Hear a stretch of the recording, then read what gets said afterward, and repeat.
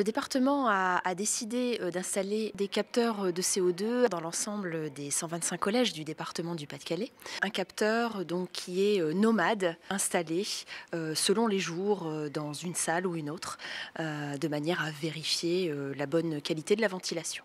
Nous, l'intérêt du capteur de CO2, il permet de mesurer la qualité de l'air et pouvoir aérer les locaux régulièrement, donc 5 à 10 minutes toutes les heures par les enseignants.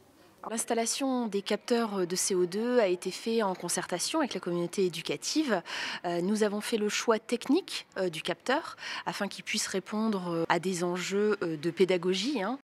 Depuis la dotation de cette sonde, notre agent de maintenance, M. Nuitens, déplace donc tous les matins cette sonde dans différentes salles et fait le relevé donc sur l'application. Et donc on a par conséquent un relevé de chaque salle pour mesurer la qualité de l'air avec ce capteur donc, quotidiennement. Nous avons fourni les capteurs aux établissements via nos centres de maintenance des bâtiments qui leur ont expliqué le fonctionnement. Et chaque capteur de CO2 est équipé nomade déjà, donc il est équipé d'une batterie qui est capable de tenir à peu près 2 ans.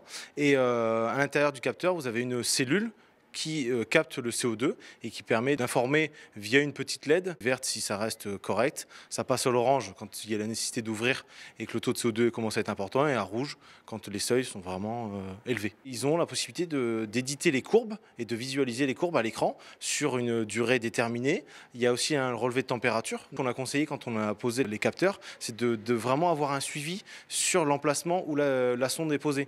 Par exemple, dans une salle de musique, la laisser au minimum, on avait conseillé de laisser un minimum 24 heures pour avoir un suivi sur toute l'exploitation d'une salle sur une journée.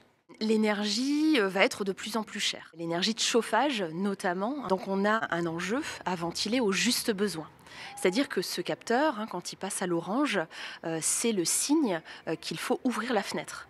Quand il repasse au vert, on peut donc refermer la fenêtre et donc sauvegarder la chaleur bien précieuse en hiver. Il faut savoir que le Haut Conseil de santé publique recommande une aération des espaces de 5 à 10 minutes par heure. Le fait d'avoir le capteur, ça peut ajuster et rendre plus pertinent cette donnée très théorique.